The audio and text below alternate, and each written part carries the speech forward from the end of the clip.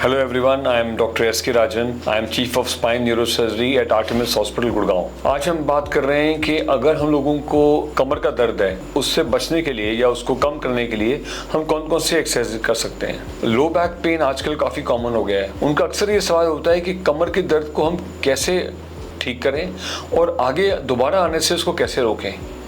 एक डॉक्टर की तरफ से दवाई के अलावा ये राय बहुत ज़रूरी है समझनी कि हम कौन कौन सी एक्सरसाइज ऐसी कर सकते हैं जिससे हमारा कमर का दर्द वापस ना आए। आज हम इस वीडियो में यही बात करेंगे कि कौन कौन सी एक्सरसाइजेज हमें इस चीज़ में हेल्प कर सकती हैं। एक्सरसाइज डिस्कस करने से पहले मैं ये बताना चाहूँगा कि ये बहुत ज़रूरी है कि किसी भी एक्सरसाइज प्रोग्राम को शुरू करने से पहले आप अपने एक्सपर्ट से ज़रूर मिलें, चाहे वो डॉक्टर हो चाहे वो फिजियोथेरेपिस्ट हो, ताकि आपकी बीमारी के हिसाब से वो आपको गाइड कर सके कि कौन सी एक्सरसाइज आपके लिए सही है और कौन सी नहीं। अगर हम लोगों की मेजर कंप्रेशन नहीं है नर्व्स के ऊपर स्पाइन में, यानी कि अगर हम लोगों को शैटिका नहीं है, कमर से पैर में दर्द नहीं जा रहा और कोई ढीलापन नहीं पकड़ में आया हमारे स्पाइन के अंदर, तो हम फॉलोइंग एक्सरसाइज को जरूर कर सकते हैं। अगर इनमें से ऐसी किसी भी कोई प्रॉब्लम पेशेंट को है तो हमें एक्सरसाइज अवॉइड करनी चाहिए। First exercise that is very important is plank. Plank ऐसी एक्सरसाइज है जो हमारे कोर्स को एंगेज करती है।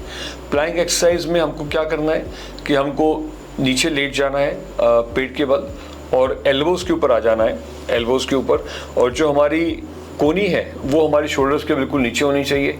सिमिलरली जो हमारी लोअर बॉडी है वो बिल्कुल स्ट्रेट होनी चाहिए और उस स्ट्रेट पोजीशन में हमको बॉडी को सपोर्ट करना है फॉर एटलीस्ट 20 to 30 सेकेंड्स। और इस एक्सरसाइज को हमने रिपीट करना है एवरी नाउ एंड देन, जब तक हमारा स्टेमिना धीरे धीरे बढ़ता नहीं। और ये करते वक्त ख्याल रहे कि हमारी जो स्पाइन है वो स्लाउच ना करे और जो हमारे कोर यानी कि पेट और बैक मसल्स हैं उनको बिल्कुल टाइट रखना है, उनको हम कहते हैं एंगेज करना है, ताकि वो स्ट्रेंथन और ज़्यादा हो सके। इस एक्सरसाइज का ये एक एडवांटेज होता है कि क्योंकि हम लेग्स को और बॉडी को बहुत ज़्यादा मूव नहीं कर रहे हैं, तो इसलिए उसका एक इनडायरेक्ट स्पाइन के ऊपर नेगेटिव इम्पैक्ट नहीं आता है। इसको हम आइसोमेट्रिक एक्सरसाइज भी कह सकते हैं, जिसमें मसल्स की साइज सेम रहता है लेकिन उनकी टाइटनेस बढ़ जाती है। एक सेकेंड टाइप की एक्सरसाइज जो बड़ी सिंपल है उसको हम कहते हैं bird dog.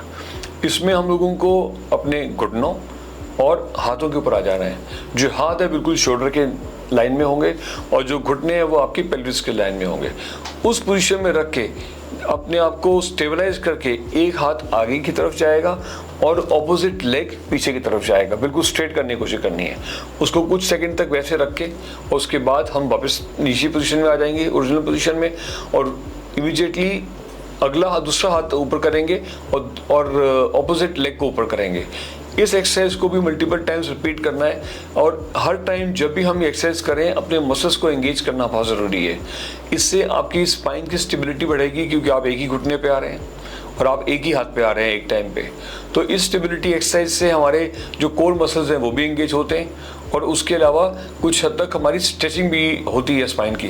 Third form of exercise जो बहुत हम सिंपल तरीके से कर सकते हैं उसको कहते हैं ब्रिज। जो ब्रिज एक्सरसाइज है वो हमारे ग्लूट्स पे काम करती है, यानी कि जो हमारे बटक्स के मसल्स हैं उन पे काम करती है। बटक्स के मसल्स हमारी स्पाइन को सपोर्ट करने में काफ़ी फ़ायदेमंद साबित होते हैं। जब हम ब्रिज एक्सरसाइज करते हैं तो हम लोगों की पोजीशन जो है वो सुपाइन होनी चाहिए, यानी कि हमें कमर के बल लेटना है, घुटनों को आगे मोड़ना है, हाथों को साइड पे रखना है और जो हमारा पेल्विस है उसको उठाना है।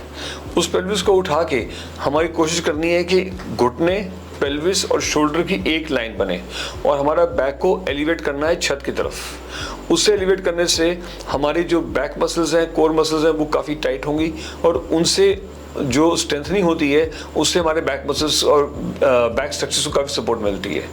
इस एक्सरसाइज को भी हम कुछ सेकंड तक करें और उसके बाद इस एक्सरसाइज को मल्टीपल टाइम्स रिपीट करें जब तक हमें ये ना लगे कि हमारी जो एक स्टेमिना है, चाहे वो कंटिन्यूअस ब्रिज पोजीशन को बनाने का है या मल्टीपल टाइम्स करने का है, वो हमारा इंप्रूव नहीं करता। जिन लोगों का बैक पेन अभी एक्यूट नहीं है, मतलब कि बैक पेन काफ़ी हद तक ठीक हो गया है, वो आगे के बैक पेन को प्रिवेंट करना चाहते हैं, वो एक स्पेसिफिक एक्सरसाइज जिसको हम कैट कैमल बोलते हैं वो भी यूज़ कर सकते हैं। कैट कैमल में क्योंकि स्पाइन की मूवमेंट रेगुलरली होती है, इसलिए हम उनके लिए रेकमेंड नहीं करते जिनको अक्यूट बैक पेन हो, मतलब कि जिनका पेन ऐसा हो जो तीव्र हो, जो अभी अभी पैदा हुआ हो, जो ठीक ना हुआ हो पूरी तरह से।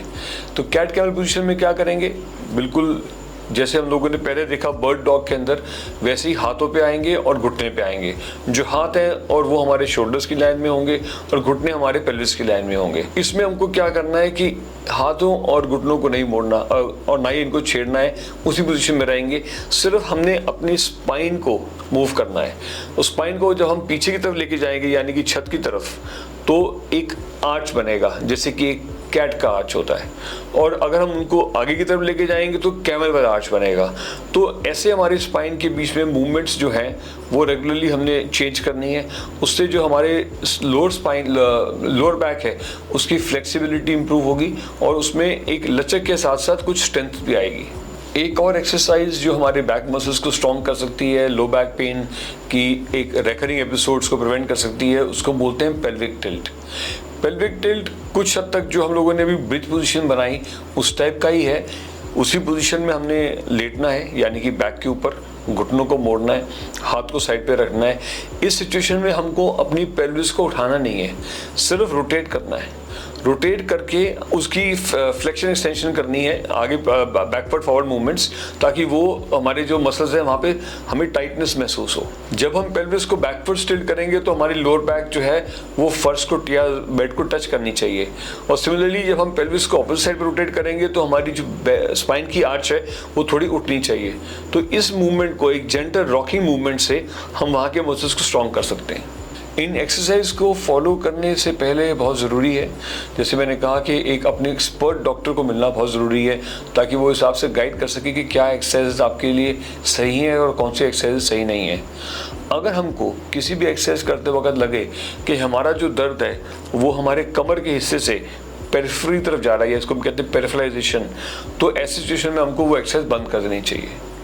और अगर हमारा दर्द जो घुटने की तरफ है वो प्रॉक्सिमली आना शुरू हो जाए, उसको हम कहते हैं सेंट्रलाइजेशन। ऐसे में इसका मतलब ये है कि हम उस एक्सरसाइज को सेफली कर सकते हैं। आई होप इस आज की वीडियो से आप लोगों को फ़ायदा मिलेगा, और जिन लोगों को बैक पेन की क्रॉनिक प्रॉब्लम चली आ रही है वो इन एक्सरसाइजेस को रूटीनली अपने रूटीन में लेके आएंगे और उनको बैक पेन की जो कह सकते हैं इंसिडेंस या रियकरेंस के चांसेस काफ़ी कम हो जाएंगे। मेरी कोशिश रहती है कि ऑलमोस्ट हर हफ्ते मैं इस टाइप की वीडियोस लेके आऊँ बैक और स्पाइन के पेशेंट्स के लिए।